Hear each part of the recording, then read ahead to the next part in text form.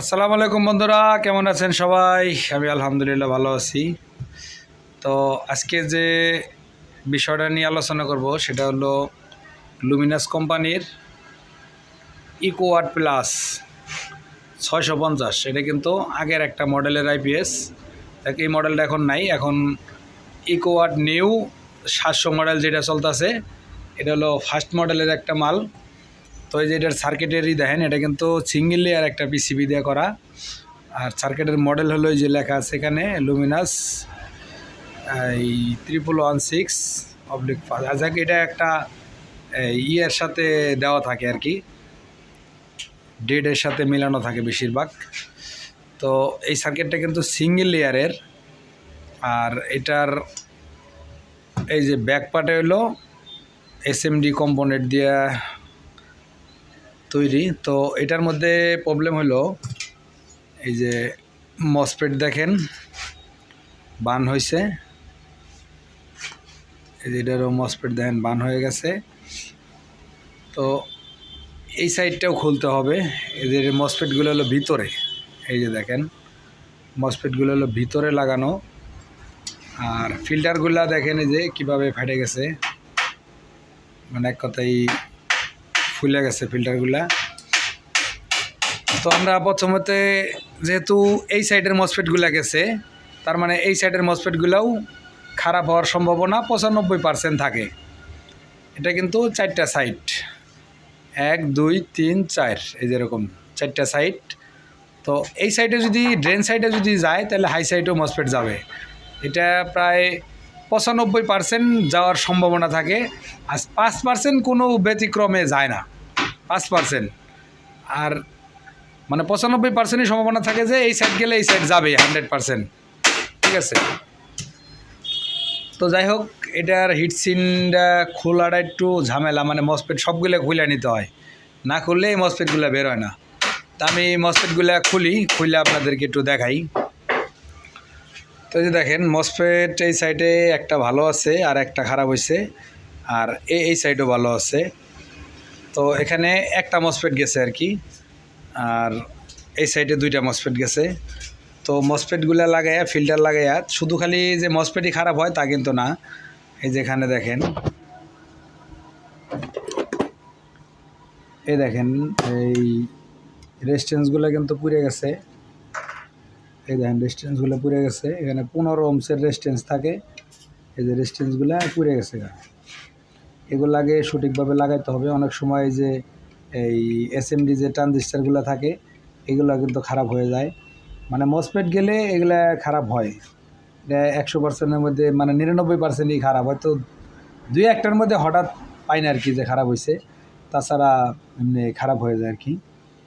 তো এগুলো আগে মাপ দিতে হবে, মাপ দিয়ে দেখতে হবে যে কোন ট্রানজিস্টারটা খারাপ হয়েছে। এখানে যে ট্রানজিস্টারগুলো নাম্বার থাকে C7 আর হলো 2F। এই যে এই ট্রানজিস্টারটা তো 100% খারাপ। এই যে দেখেন এটা ড্যামেজ হয়ে গেছে, বোঝাই যাইতেছে যে ড্যামেজ হয়ে গেছে।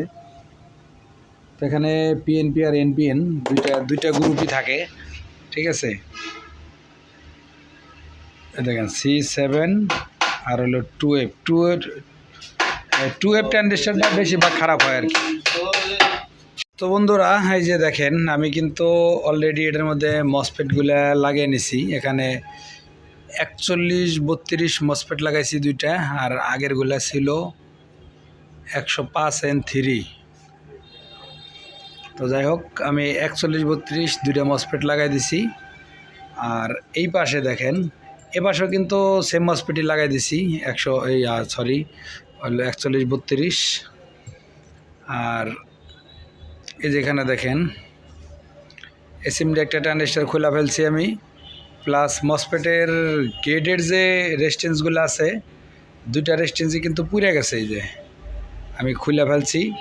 এখন আমার এই ট্রানজিস্টার একটা আর মসফেটের গেটটা লাগাইলে মোটামুটি এটাকে চেক দিতে পারবো যে ঠিক আছে কিনা। আর এই যে ফিল্টার 2টা নতুন লাগাই দিছি, একদম জাক্কাস কালার। এই যে মাল কতটা ভালো তা জানি না, আজকে প্রথম ইউজ করলাম, তবে দেখতে কিন্তু একেবারে পুরো রূপবান টিনের মতো দেওয়া যেতেছে। দেখেন সেই কালার, ওরা বোর্ডটার গেটআপই চেঞ্জ করে লাইছে ক্যাপাসিটার দুইটা দিয়ে। আচ্ছা যাই হোক, এখন ট্রানজিস্টার আর হলো মসফেটের গেটের যে রেজিস্ট্যান্স আছে এটি আমরা একটু লাগাইয়া আপনাদেরকে দেখাই। তো এই যে দেখেন, আমি এই দেখেন এই যে ট্রানজিস্টর রেজিস্ট্যান্স অলরেডি লাগিয়ে দিয়েছি, এই যে রেজিস্ট্যান্সও লাগিয়ে দিছি। এই যে হলো ট্রানজিস্টর, একদম ছোট। তো এখন এটাকে চেক করতে হবে লাইন দিয়া। চেকটা করতে পারলে তখন এটা বোঝা যাবে যে আসলে ঠিক হলো কিনা। তো আমি একটু দেখি, এটা হলো নেগেটিভ আর এইটা হলো পজিটিভ।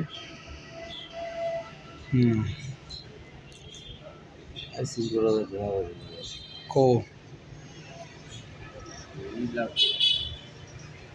আইসির গুঁড়োতে ধোঁয়া বেরোবো কে? আইসি ঠান্ডা। তো এটার সুইচিংটা হলো ডিসপ্লের তার ডালন তো দেখি। এই যে হলো সুইচিং, ইউপিএস এর লাইট জ্বলতেছে। এবার গেট ভোল্টেজটা মাপ দিতে হবে। এটার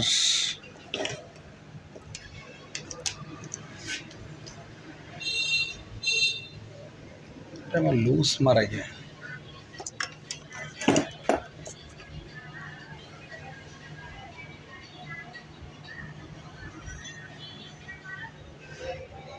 পাঁচ বল, এই ময়রাও 5 বল। এই পাশেরটা মাপ দিলে এটাকে উল্টাইতে হবে। এই যে দেখেন এখানে গেট ভোল্টেজ 5 বল, এই পাশে গেট ভোল্টেজ 5 বল, আর এই পাশে হলো 12 হাই পার্ট। এই যে এই পাশে হলো 12 হাই পার্ট। তার মানে চারো সাইডেই গেট ভোল্টেজটা ঠিক আছে। এখন তখন এটাকে এই আমরা ফিটিং দেই, ফিটিং দিয়ে আপনাদেরকে দেখাই যে আসলে এটা ঠিক হলো কিনা। তো এই যে আমরা কিন্তু অলরেডি বোর্ডটা ফিটিং দিয়ে ফেলছি। দেখেন এটার মধ্যে এখন ভোল্টেজও দেওয়া আছে। এই যে 200 ওয়াট লোড দেওয়া আছে, মাল চলতেছে। এবার কারেন্টটা উঠে দেই, দেখি কী করে হয়।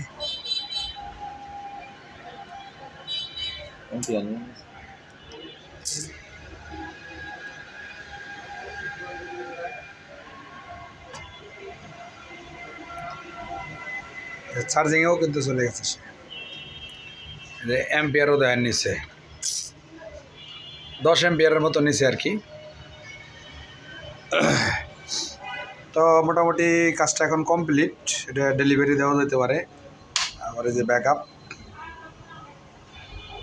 এই যে কারেন্ট। তো মোটামুটি কমপ্লিট আর কি। তো ঠিক আছে বন্ধুরা, সবাই ভালো থাকবেন। দেখা হবে নতুন কোনো ভিডিওতে। আল্লাহ হাফেজ।